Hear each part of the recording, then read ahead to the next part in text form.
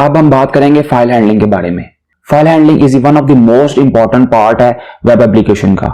Python के अंदर files को हैंडल करने के लिए हमारे पास 4 फंक्शन है। जो फर्स्ट फंक्शन है उसमें हम ये कर सकते हैं कि हम फाइल्स को क्रिएट कर सकते हैं। सेकंड हमारे पास फंक्शन ये है कि हम फाइल्स को रीड भी कर सकते हैं। थर्ड जो फंक्शन है कि हम फाइल्स को अपडेट भी कर सकते हैं। और जो लास्ट फंक्शन हमारे पास कि हम फाइल्स को डिलीट भी कर सकते हैं। पाइथन के अंदर फाइल्स पे काम करने के लिए हमारे पास एक ओपन फंक्शन है। ये जो ओपन फंक्शन है ये एक की फंक्शन है, इसके थ्रू हम फाइल्स के ऊपर काम कर सकते हैं। और ये जो ओपन फंक्शन है ये 2 पैरामीटर लेता है। जो फर्स्ट पैरामीटर है उसमें हमें फाइल का नाम देना होता है और जो सेकंड पैरामीटर है उसमें हमें मोड बताना होता है कि हम इस फाइल को किस मोड में चलाएं। तो अब सबसे पहले बेसिकली इसका सिंटैक्स देख लेते हैं कि अगर आपने फाइल के ऊपर काम करना है पाइथन के अंदर तो आपको उसके सिंटैक्स के बारे में पता होना चाहिए। तो सबसे पहले उसका सिंटैक्स देख लेते हैं। जैसे मैंने आपको बताया कि हमारे पास ओपन फंक्शन एक की फंक्शन है, इसके थ्रू हम फाइल्स पे काम कर सकते हैं। तो ओपन एक हमारे पास की फंक्शन है, इसके अंदर हमारे पास 2 पैरामीटर्स होते हैं। जो फर्स्ट पैरामीटर होता है वो क्या करता है, वो फाइल नेम लेता है। और जो सेकंड पैरामीटर हमारे पास उसमें हम मोड बताते हैं उसको कि हमारी जो फाइल है वो किस मोड पे रन हो। और इस फाइल को हम एक वेरिएबल के अंदर स्टोर करवा देते हैं। वेरिएबल इज इक्वल, जो बेस्ट प्रैक्टिस होती है फाइल के ऊपर काम करने की वो ये होती है कि अगर आपने फाइल ओपन की है तो आपने उसको क्लोज भी करना है। अगर आप थोड़े बहुत फेमिलियर हैं HTML से, जो भी आप टैग ओपन करते हैं तो आप उस टैग को क्लोज भी करते हैं। सेम एज इट इज यहां पे भी वही काम होगा। अगर आपने फाइल के ऊपर काम करना है तो उसको आपने ओपन भी करना है और उसको आपने लास्ट पे क्लोज भी करना है। तो बेस्ट प्रैक्टिस यही है। तो जैसे ही आप फाइल को ओपन करें वहां पे उसको नीचे क्लोज कर दें और उसके दरमियान आप जो भी उसके अंदर फंक्शन परफॉर्म करवाना चाहते हैं फाइल्स के साथ वो आप कर सकते हैं। तो यहां पे हम क्या करते हैं, वेरिएबल डॉट क्लोज, ये हमारी जो सी फाइल है यहां पे क्लोज हो गई है। और यहां पे आप फाइल के अंदर जो मल्टीपल फंक्शंस आपने परफॉर्म करवाने हैं वो यहां इसके अंदर आप करवा सकते हैं। इस लाइन से हमारी फाइल ओपन हो गई है और इस वेरिएबल के अंदर स्टोर हो गई है और इस लाइन की वजह से हमारी जो फाइल है वो क्लोज भी हो गई है। और इसके दरमियान आप फाइल्स के साथ जो भी अपनी फंक्शनलिटी परफॉर्म करवानी है वो करवा सकते हैं। ये इसका बेसिक सिंटैक्स है। तो चलिए आप फाइल्स के ऊपर काम करते हैं। यहां पे मैंने एक फाइल बनाई है और उसके अंदर मैंने अपने जो फ्रेंड्स हैं उनके बारे में कुछ डाटा लिखा है। तो चलिए अब स्टार्ट करते हैं। अब यहां पे वेरिएबल की जगह मैं फ्रेंड्स के ऊपर काम कर रहा हूं तो यहां पे मैं फ्रेंड्स लिस्ट लिख लेता हूं और यहां पे हम वेरिएबल की जगह आप फ्रेंड लिस्ट लिखेंगे और यहां पे हमने फाइल का नेम बताना है। इस टाइम मेरी फाइल का नेम क्या है, फ्रेंड्स डॉट टीएक्सटी।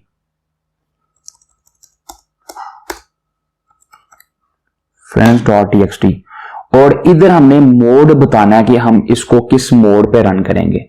पाइथन के अंदर 4 डिफरेंट मोड्स होते हैं फाइल को ओपन करने के लिए। एक हमारे पास रीड मोड होता है। रीड मोड में हम क्या करते हैं कि हम फाइल को जस्ट रीड करते हैं, नथिंग एल्स। और उसके बाद जो सेकंड हमारे पास मोड है वो अपेंड का मोड है। उसमें हम क्या करते हैं, एट द एंड फर्स्ट हम फाइल को रीड करते हैं और एट द एंड अगर इसको अपडेट करना हो, कोई न्यू चीज ऐड करनी हो तो हम इसके अंदर कर सकते हैं। जो थर्ड वन मोड है वो राइट है कि हम फाइल्स को राइट भी कर सकते हैं। और जो लास्ट मोड है हमारे पास वो क्रिएट मोड है कि हम एक स्पेसिफाइड फाइल क्रिएट कर सकते हैं। अगर आपको फाइल को रीड करवाना है जस्ट तो आपको यहां पे R लिखना पड़ेगा। अगर आपने इसको अपेंड करवाना तो A लिखना पड़ेगा।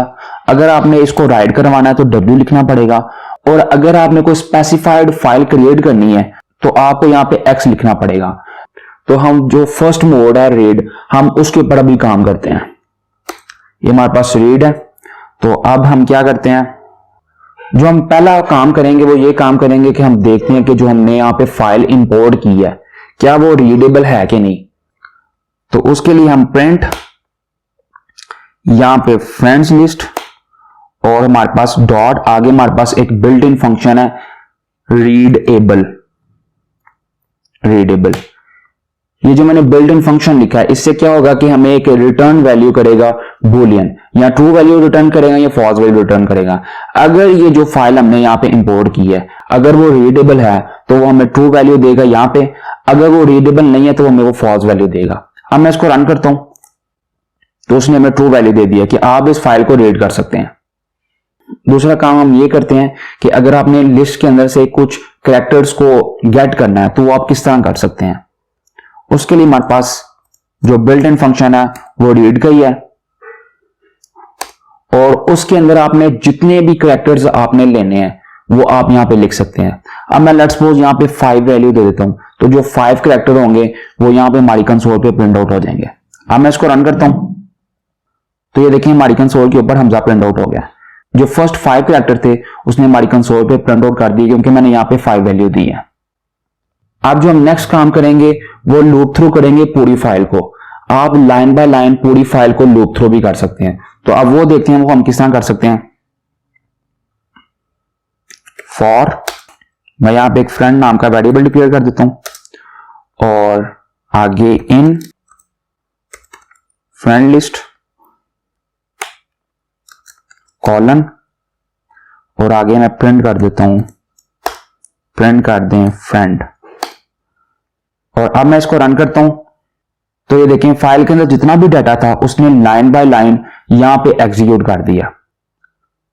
तो हमारे पास ये देखें 5 लाइन थी तो उसने 5 लाइन प्रिंट आउट कर दी है। इस तरह आप पूरी फाइल को लूप थ्रू कर सकते हैं। और उसके बाद जो हम नेक्स्ट काम करेंगे वो हम ये करेंगे कि अगर आपने इंडिविजुअल लाइन को रीड करना है तो वो आप किस तरह कर सकते हैं। इसको रेज कर देते हैं। तो उसके लिए आपको यहां पे एक बिल्ट इन फंक्शन है रीड लाइन,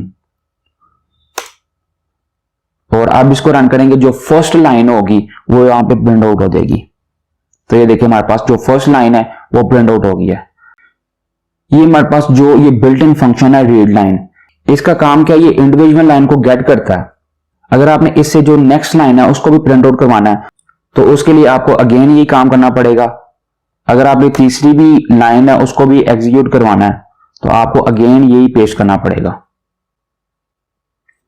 तो अब इसको रन करते हैं तो ये देखें हमारे पास जो 3 लाइंस के अंदर डाटा था वो यहां पे प्रिंट आउट हो गया।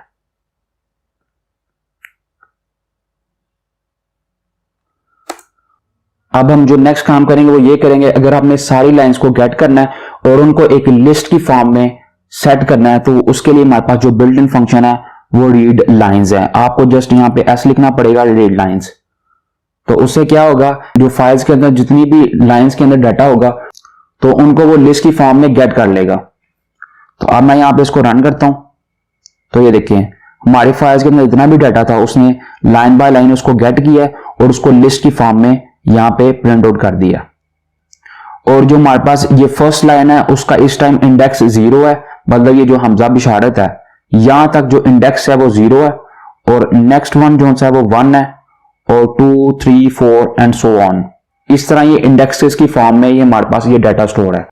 अब जो हम नेक्स्ट काम करेंगे वो ये करेंगे, अगर आपने किसी इंडिविजुअल लाइन को असेस करना है वो आप किस तरह कर सकते हैं। अब जैसे आपको पता है जो मैंने हाईलाइट की है इसका इंडेक्स नंबर 1 है, तो हम इसको असेस अगर करना चाहते हैं तो यहां पे हम open and close square bracket और यहां पे उसका जो इंडेक्स नंबर है वो यहां पे लिखेंगे। यहां पे मैंने 1 लिखा और अब मैं इसको रन करूंगा तो हमें यहां पे देखें जो इंडिविजुअल लाइन थी उसको हमने असेस कर लिया। इस तरह आप किसी भी लाइन को असेस कर सकते हैं। अगर आपका कोई भी क्वेश्चन है इस टॉपिक के रिलेटेड आप कमेंट में क्वेश्चन कर सकते हैं, मैं उसका आंसर जरूर करूंगा। अगर आपको इस वीडियो में कुछ भी सीखने को मिला है या ये वीडियो आपको सीखने लायक लगी है तो मेरे चैनल को जरूर सब्सक्राइब करें और बेल आइकन को लाजमी प्रेस करें। आपको मेरे साथ कांटेक्ट करने के सोशल लिंक डिस्क्रिप्शन में मिल जाएंगे। तो मिलते हैं नेक्स्ट वीडियो में।